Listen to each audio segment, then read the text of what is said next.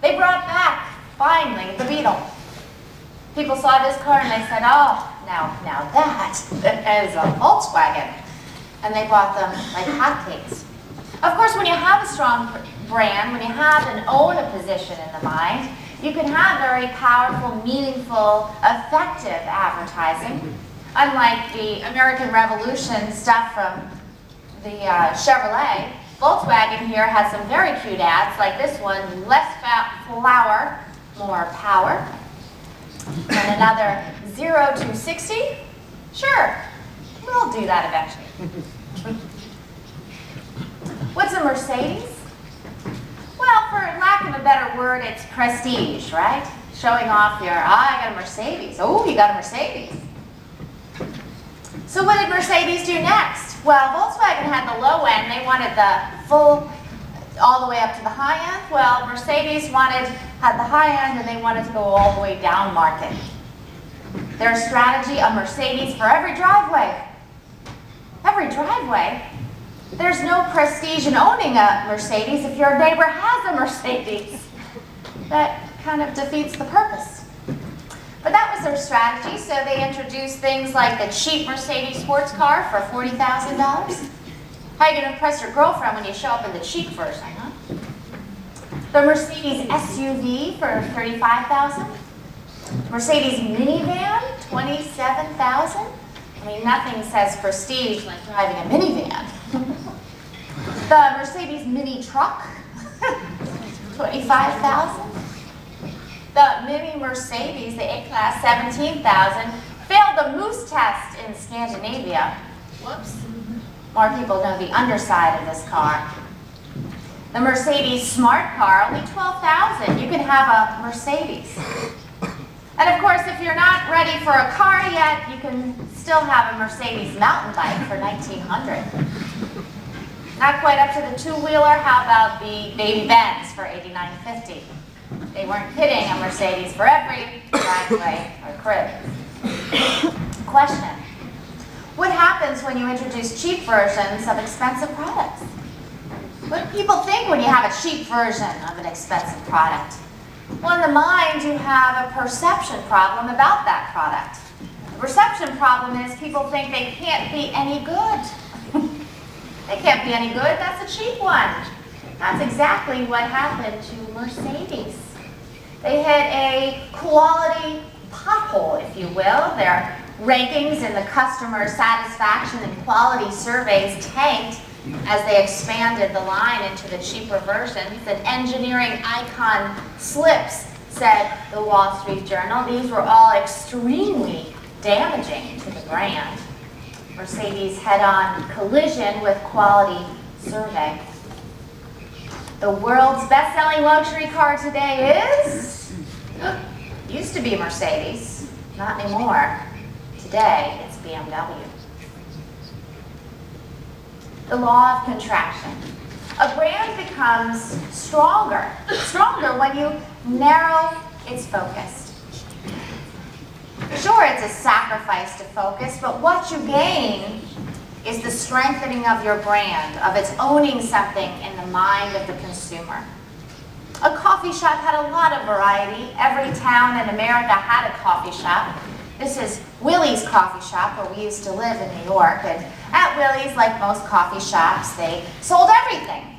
They had breakfast, lunch, pizza, Spanish food, hot and cold sandwiches, you name it, they had it.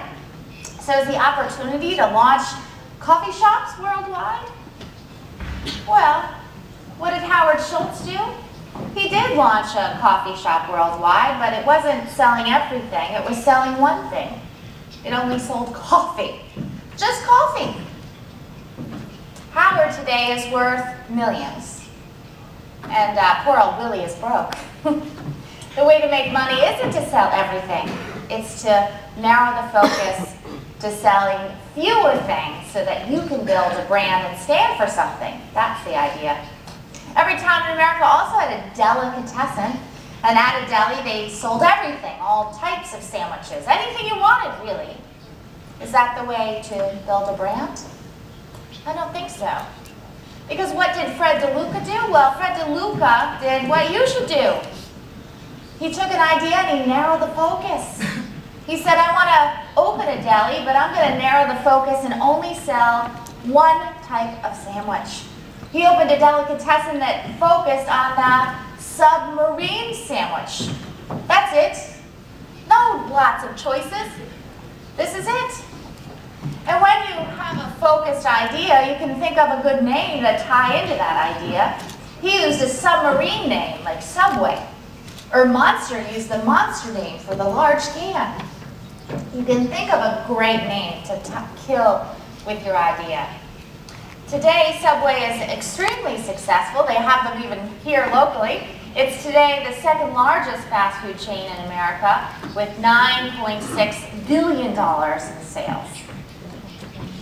Now, Quiznos took the Subway idea and narrowed the focus even further. They don't just sell Subway sandwiches or submarine sandwiches, they sell them toasted. They're the first toasted submarine sandwich. You might think that's a trivial idea, but it's pretty profitable. Those hot submarine sandwiches today, the Quiznos has 4,500 units with $1.9 billion in sales, just for having the brilliant idea of toasting the sandwich. And here's another idea. You don't want it toasted? How about steamed? And Firehouse Subs, founded by firemen, has the idea of steamed subs, and currently 400 units in 19 states, and doing very well with a very narrowly focused idea. Or we have 1-800-GOT-JUNK. Their specialty? Junk! Well, apparently we all have a lot of it, and these guys will come and pick it up for you with a great idea. Today it has 126 million in revenues. It's the power of a focus. This is what gives you energy and power and potential, is narrowing the focus.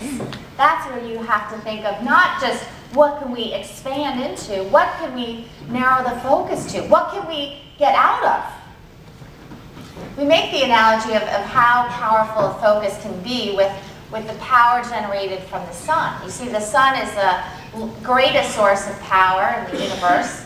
Every hour, 170 trillion kilowatts of energy come from the sun. Yet, I mean, we're in no danger here. I haven't seen the sun yet in Poland, but I've heard it does exist here. You can safely sit out there without any harm, maybe a hat and some sunscreen.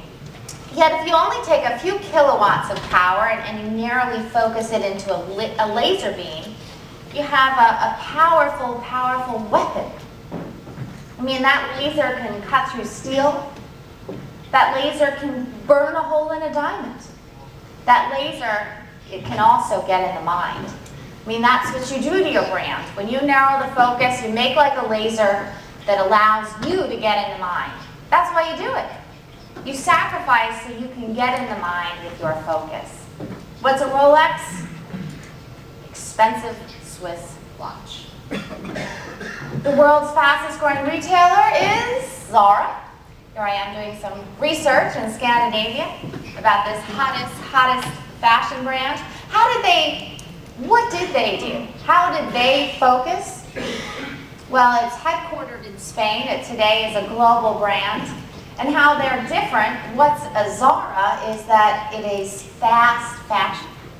Fast fashion? The heck does that mean? Well, what it means is just in time, they can resupply a store in 14 days. So they stock it light up front,